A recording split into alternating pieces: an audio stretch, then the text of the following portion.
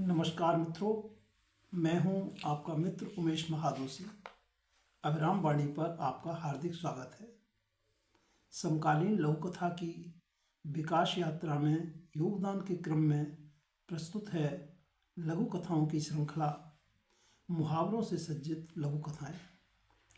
इस श्रृंखला में उन लघु कथाओं को प्रस्तुत किया जा रहा है जिनमें किसी न किसी रूप में एक या अधिक मुहावरों का उपयोग किया गया है। इस कार्यक्रम में प्रत्येक रविवार को एक या दो लघु कथाएं प्रस्तुत की जा रही हैं। नई पीढ़ी की लघु कथाएं कार्यक्रम के स्थान पर मुहावरों से सज्जित लघु कथाएं कार्यक्रम अगली सूचना तक जारी रहेगा। यद्यपि इस श्रृंखला का प्रमुख उद्देश्य लघु कथा साहित्य में कहावतों एवं मुहावरों के उपयोग को रेखांकित एवं प्रोत्साहित करना है, तथापि हमारा प्रयास है कि मुहावरों से सज्जित लघु कथाएं सामान्य लघु कथा की विशिष्टताओं से संपन्न होने के साथ सामान्य पाठक की समझ और पसंद भी बन सकें।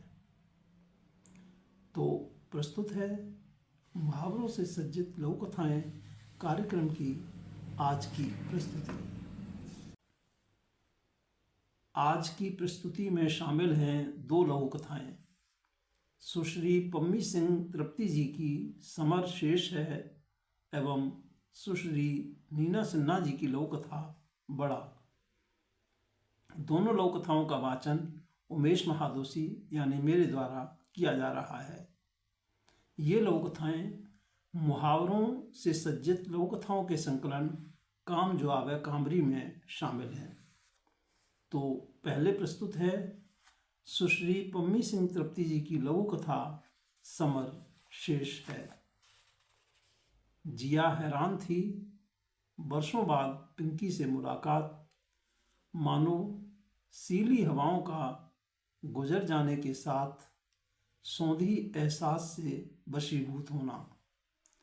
समय की चाल के साथ कुछ पुराने रिश्ते छूटते गए तो कुछ नए जुड़ते गए।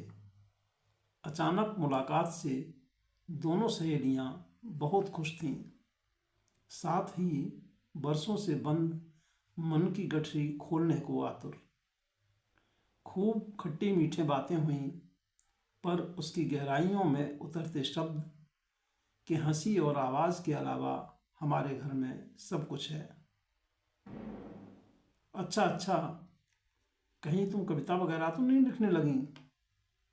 अरे नहीं, बस लड़ती हूँ अंधेरे अंतस से, महरूम हूँ किलकारियों से, सुनती सजती हूँ हर रोज़ तमगाओं से, घर और बाहर दोनों जगह।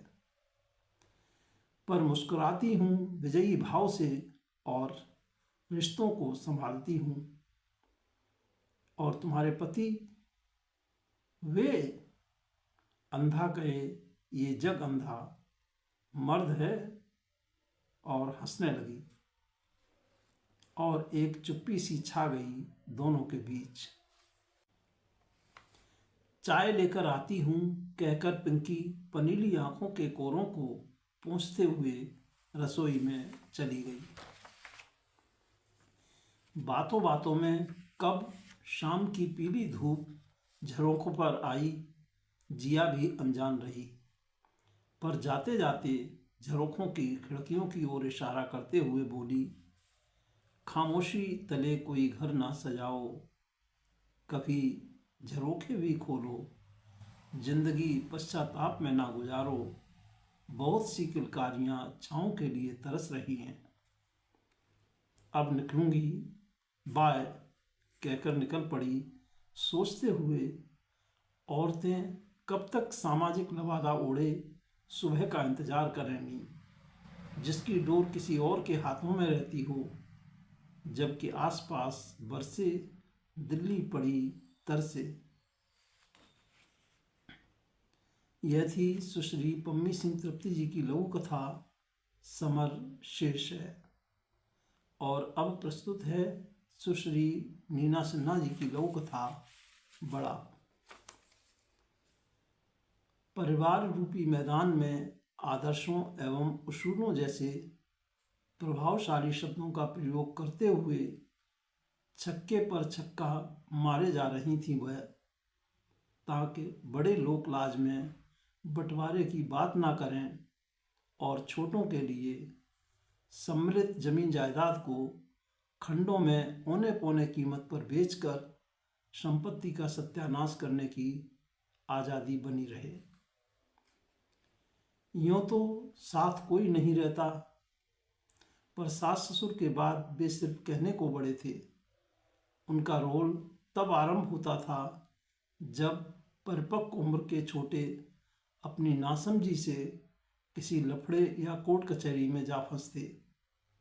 उस समय डगमगाती नैया का खेवनहार बन बड़े भाई कोर्ट कचहरी के धक्के खाते फिरते। तभी जब बड़े भाई भाभी ने बंटवारे की बात उठाई, घर की बेटी की भावुकतापूर्ण प्रतिक्रिया आई, आप ऐसा कैसे कर सकते हैं भैया, आप इस घर के बड़े हैं। घर का बड़ा वह होता है जिसकी बात का घर वालों के लिए कोई वजन हो। यहाँ तो हर किसी की अपनी अपनी ढपली, अपना अपना राग है। माता पिता के प्रति अपने कर्तव्यों का निर्वहन कर चुका मैं सेवानिवृत्ति की ओर बढ़ रहा हूँ। हमारे हिस्से की संपत्ति अलग कर दो ताकि झंझट से दूर हम चैन से जी सकें। समय की नज़ाकत के हिसाब से उसने फिर एक बाउंसर डाल दिया। हम छोटे भाई बहनों का भी तो आप पर कोई हक है ना भैया। अब छोटा कोई नहीं घर में, सब सास ससुर की पदवी प्राप्त कर चुके हैं। बड़ी भाभी बोल पड़ी। परिवार के तथा जन्मदाताओं के अपने पुत्र पर अधिकारों की अनुशंसा करते नहीं थकते सब, पर एक पत्नी के जो 36 बरस से अपने पति की अनुगामिनी बनी हुई है, उसके इन पर क्या अधिकार हैं। उनके अपनी पत्नी के प्रति भी कुछ कर्तव्य हैं। इस मुद्दे पर सबके मुंह में दही क्यों जम जाती है। नित नई किचकिच से मेरा धैर्य भी चुक गया है। हमें स्वतंत्र कीजिए ताकि हम अपने विवाहित बच्चों की गृहस्थी में घुल मिलकर अपना शेष समय व्यतीत कर सकें। कोलाहल निस्तब्धता में बदल गया। सुश्री नीना सिन्हा जी की इस लघुकथा बड़ा के साथ हम लेते हैं आपसे विदा। आगामी रविवार को फिर मिलेंगे। मुहावरों से सज्जित लघुकथाएं कार्यक्रम की श्रृंखला को आगे बढ़ाने के लिए आप अपनी नियमित योजनाओं में सफल हों, जीवन में भरपूर ऊर्जा और उत्साह से आनंदित रहें। हार्दिक शुभकामनाएं। नमस्कार मित्रों।